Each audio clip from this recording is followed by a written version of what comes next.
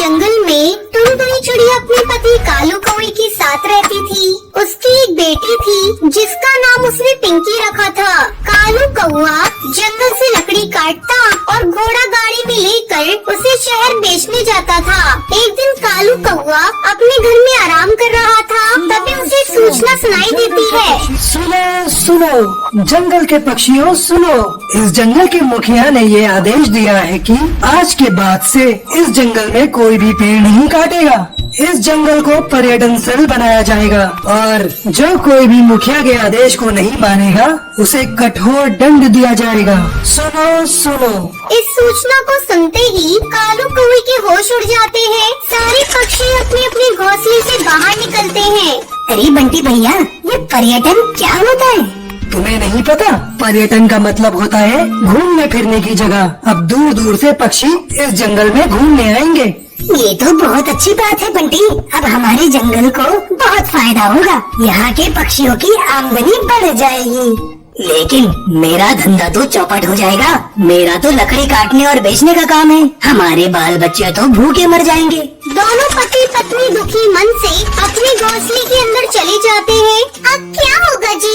अभी तो आपने कुछ ही दिनों पहले कर्जा लेकर घोड़ा गाड़ी खरीदा था। अभी तो इसका कर्ज भी आपने चुकाया नहीं। अब आप क्या करेंगे जी? आपको तो कोई दूसरा काम भी करने नहीं आता। अब हम लोग कर भी क्या सकते हैं? टुनटुनी तू चिंता मत कर, भगवान एक रास्ता बंद करता है तो दूसरा रास्ता खोल देता है। इस तरह कई दिन गुजर जाते हैं। अब कालू कौवे के पास कोई काम नहीं था। उसने अपना घोड़ा गाड़ी अपने घर के पास ही खड़ा कर दिया था। एक दिन शहर के कुछ पक्षी उस जंगल में घूमने के लिए आते हैं। अरे वाह, ये जंगल कितना सुंदर है। आज तक हम लोगों को इसके बारे में पता ही नहीं था। यहाँ का दृश्य देखकर तो आनंद आ गया। लेकिन यहाँ एक ही कमी है, यहाँ घूमने फिरने के लिए कोई गाड़ियों की व्यवस्था नहीं है।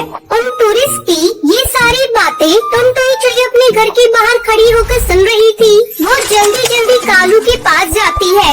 सुनते हो जी, हमारे जंगल में बाहर के जो पक्षी घूमने के लिए आ रहे हैं, उन्हें गाड़ी की सुविधा नहीं मिल रही है। इसके लिए वो पक्षी बहुत परेशान हो रहे हैं। क्या आप उनके लिए कोई व्यवस्था कर सकते हैं? मैं क्या कर सकता हूँ टुनटुनी? अपने पास तो एक ही घोड़ा गाड़ी था, वो भी आजकल पड़ा है। आप ऐसा क्यों नहीं करते?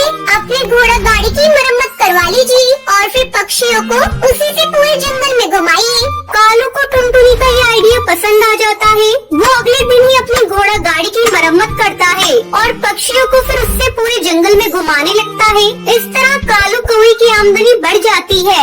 ये सब देखकर कालू कौवे का पड़ोसी चील जलने लगता है। एक रात जब सभी सो रहे थे, तब चील कालू कौवे की घोड़ा गाड़ी को पूरी तरह से बर्बाद कर देता है और उसका घोंसला भी तोड़ देता है। अंधेरा होने के कारण कोई भी चील को देख नहीं पाता। हमने किसी का क्या बिगाड़ा था जो किसी ने हमारे घर को तोड़ दिया और हमारे घोड़ा गाड़ी को भी। मम्मी, अब हम लोग कहाँ जाएंगे? हमारा घर तो टूट गया। तो रो मत बेटा, सवेरा होने पर हम कोई न कोई इंतजाम करेंगे। तब तक हम लोग इस घोड़ा गाड़ी के नीचे रात गुजार लेते हैं। पूरी रात वो लोग उस गाड़ी के नीचे गुजारते हैं। वो कालू जी, ठाकुर साहब ने इस जंगल में पेड़ काटने तक तो रोक लगा दी है। हम अपना दूसरा घर भी नहीं बना सकते? क्यों न हम लोग मिट्टी का अपना घर बनाकर उसी में अपना गुजारा करें। मैं नदी किनारे जाकर गीली मिट्टी का इंतजाम करता हूँ। इतना कहकर कालू कौवा मिट्टी लेने चला जाता है। फिर टुनटुनी चिड़िया एक सुंदर सा मिट्टी का अपना घर बनाकर अपने पूरे परिवार के साथ खुशी खुशी रहने लगती है। बहुत समय पहले रामपुर के जंगल में टोनी चिड़िया अपने पति बंटी कबूतर के साथ रहती थी। उसके दो बच्चे थे, पिंकी चिड़िया और गोलू चिड़ा। बंटी कबूतर ठेले पर कुल्फी बेचा करता था। टोनी चिड़िया और बंटी कबूतर का छोटा और सुखी परिवार था। एक दिन टोनी चिड़िया बाजार से कुल्फी बनाने का सामान खरीद कर आ रही थी, तभी जिगरबाज उस पर हमला कर देता है। इस हमले में टोनी चिड़िया की मौत हो जाती है। दोनों बच्चे फूट फूट कर रोने लगते हैं। पापा, ये सब कैसे हो गया? माँ को किसने मार दिया? बंटी कबूतर दोनों बच्चों को चुप कराने लगता है। किसी तरह दोनों बच्चे शांत होते हैं। इस तरह कुछ दिन बीत जाते हैं। अब घर का सारा बोझ बंटी कबूतर के कंधों पर आ गया था। एक दिन बंटी कबूतर की मौसी उससे मिलने के लिए उसके घर आती है। बंटी बेटा, मुझसे तुम लोगों की हालत देखी नहीं जाती। तू मेरी एक बात मान, बच्चों के खातिर तू दूसरी शादी कर ले। कब तक तू घर में पड़ा पड़ा बच्चों के लिए अपना काम धंधा बंद करके उन्हें देखता रहेगा? बंटी कबूतर को अपनी मौसी की बात सही लगती है। कुछ दिनों बाद वो टुनटुनी चिड़िया से शादी कर लेता है। टुनटुनी चिड़िया बच्चों का अच्छी तरह से ध्यान रखने लगती है। इस तरह एक महीना गुजर जाता है। एक दिन टुनटुनी चिड़िया एक अंडा देती है। अंडा देने के बाद से टुनटुनी चिड़िया का बर्ताव बच्चों के प्रति बदल जाता है। एक दिन पिंकी चिड़िया और उसका भाई आपस में खेल रहे थे, तभी टुनटुनी उन्हें अपने पास बुलाती है। ए पिंकी, इधर सुन, आज से तेरा खेलना कूदना सब बंद। अब से तू अपने भाई के साथ मिलकर घर का सारा काम करेगी। डर के मारे दोनों बच्चे काम करने लगते हैं। काम करते करते उन्हें रात हो जाती है। तभी टूनी चिड़िया की आत्मा वहाँ आती है। उसे देखकर पिंकी चिड़िया डर जाती है। पिंकी बेटा, मैं तुम्हारी माँ हूँ, तुम मुझे देख के डरो मत। तुम लोग सुबह से ही काम कर रही हो, अब जाओ थोड़ा आराम कर लो, तब तक मैं तुम्हारा सारा काम कर देती हूँ। तुम्हारी सौतेली माँ टुनटुनी चिड़िया को इस बारे में कुछ भी पता नहीं चलेगा।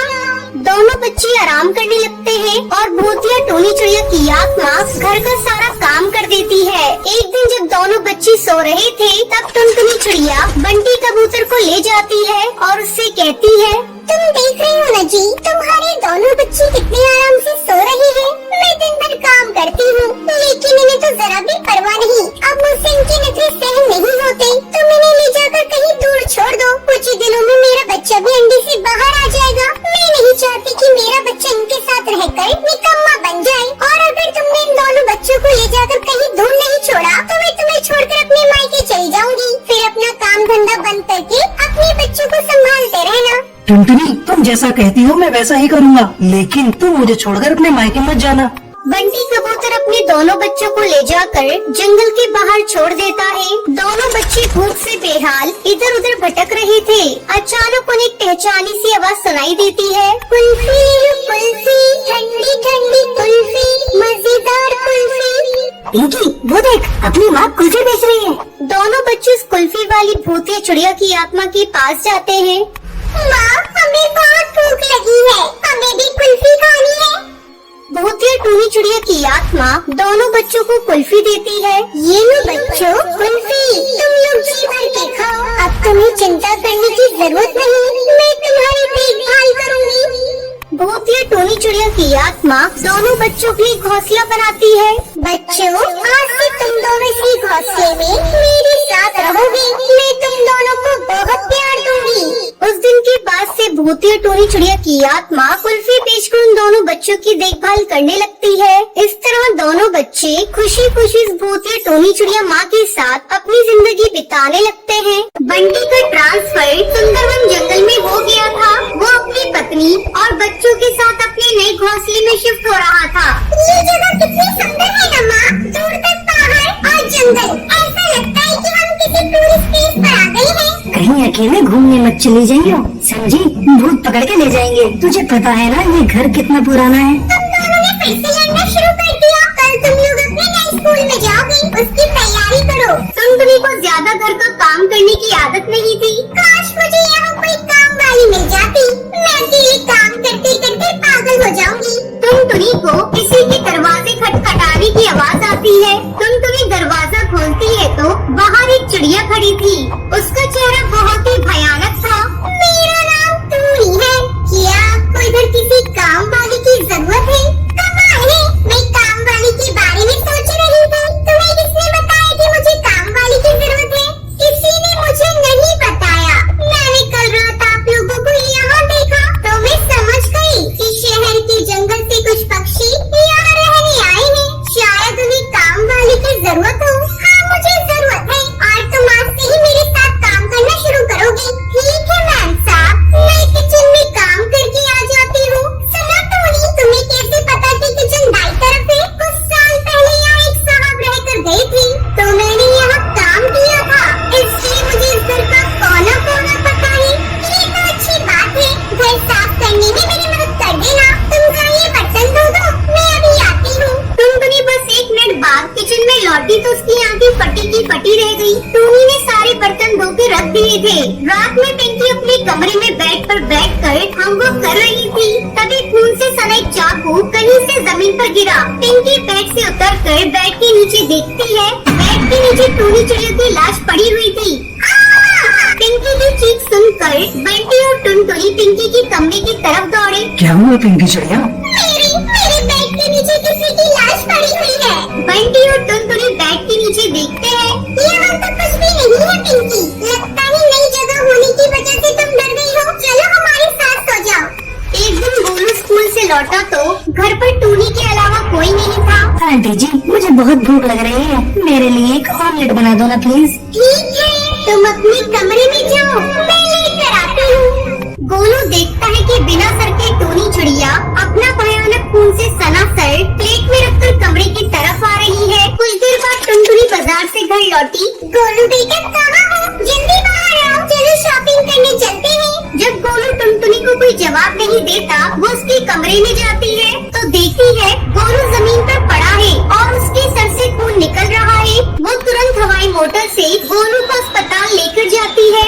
डॉक्टर गोलू को ट्रीटमेंट करते हैं। ये सब क्या हो रहा है? उधर बंटी ड्यूटी से घर वापस लौटा तो भूतिया टूनी चिड़िया की आत्मा अपने असली रूप में घर पर थी। अरे टूनी, तुम्हारी मालकिन और बच्चे कहाँ हैं? साहब जी, मालकिन तो गोलू को लेकर अस्पताल गई है। इस घर में आपके और मेरे अलावा कोई और नहीं है। अब आपको मुझसे कौन बचाएगा साहब जी? आज तो शिकार आप है मेरे, मैं आपको नहीं छोड़ूंगी, मारूंगी। बंटी डर जाता है और घबराते हुए बोलता है, ये तुम क्या बोल रही हो? पागल हो गई हो? भूत भूत, भागो यहाँ से। वही भूतिया टूनी चिड़िया की आत्मा बंटी पर हमला कर देती है। उधर दूसरी तरफ टुनटुनी वापस घर आ रही थी, तभी उसकी पड़ोसन बबली कबूतरी वहाँ पर मिल जाती है। अरे टुनटुनी बहन, कैसी हो? बच्चे वगैरह कैसे हैं तुम्हारे? क्या बताऊँ बबली बहन, जब से हम नए घर में रह रहे हैं, जब से कुछ न कुछ गड़बड़ हो रही है।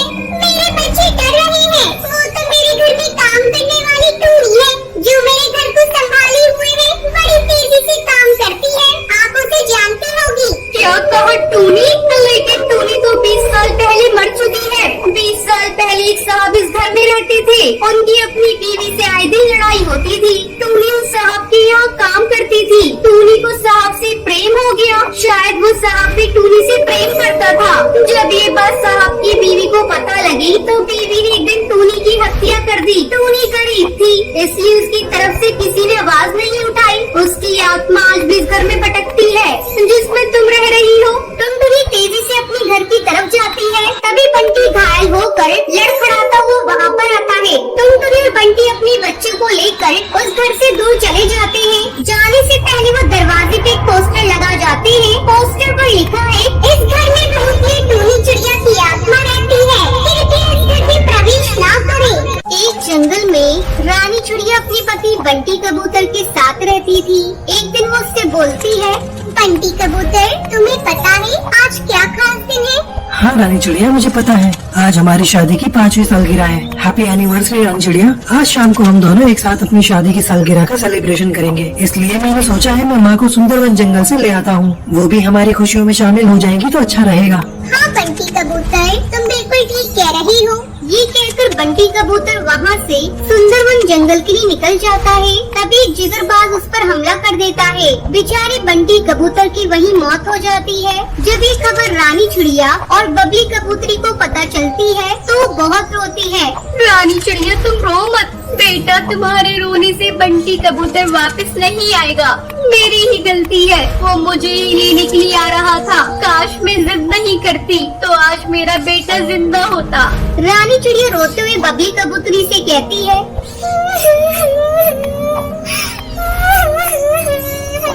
नहीं माँ जी, आप अपने आप को कसूरवार मत समझिए। बंटी कबूतर की बस इतनी ही जिंदगी थी, हम क्या कर सकते हैं? आप अपने आप को दोष मत दीजिए। तभी बबली कबूतरी रानी चिड़िया से कहती है, बेटा बंटी कबूतर की तो जिंदगी इतनी थी, लेकिन तुम्हारी तो पूरी उम्र पड़ी है। तू कैसे अकेले गुजारेगी बेटा? मेरी मान तो दूसरी शादी कर ले। ये सुनकर रानी चिड़िया गुस्से से बबली कबूतरी से कहती है, माँ जी आप ये कैसी बातें कर रही हैं? अभी बंटी कबूतर को मरे हुए कुछ ही दिन हुए हैं और आप उससे दूसरी शादी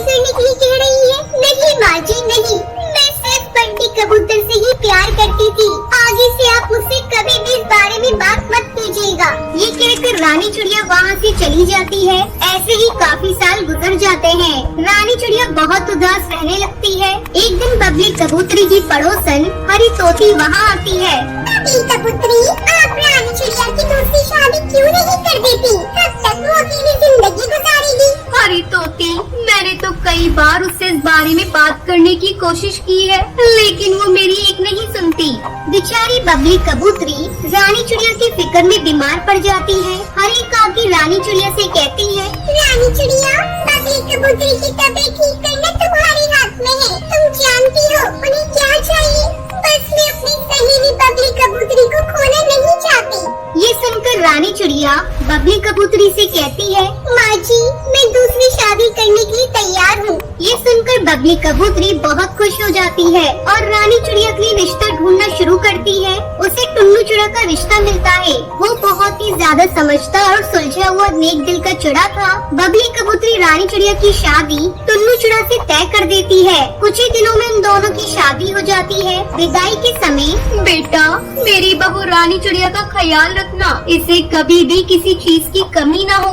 माँ जी, आप परेशान मत होइए। मैं आपके बेटे जैसा हूँ ना। मैं जानता हूँ मैं बंटी कबूतर की जगह नहीं ले सकता, लेकिन आपको उसके जैसा प्यार जरूर कर सकता हूँ। रानी चिड़िया ये सुनकर बहुत खुश होती है। टुन्नू चिड़ा, मैं बहुत परेशान थी। कहीं दूसरी शादी की वजह से मैं अपने ससुराल वालों से दूर न हो जाऊं। लेकिन आपकी ये बातें सुनकर मैं बहुत खुश हूँ। अब मुझे विश्वास है आप मुझे बंटी कबूतर की कभी कमी महसूस होने नहीं देंगे। अब रानी चिड़िया टुन्नू चिड़ा के साथ खुशी खुशी रहती थी।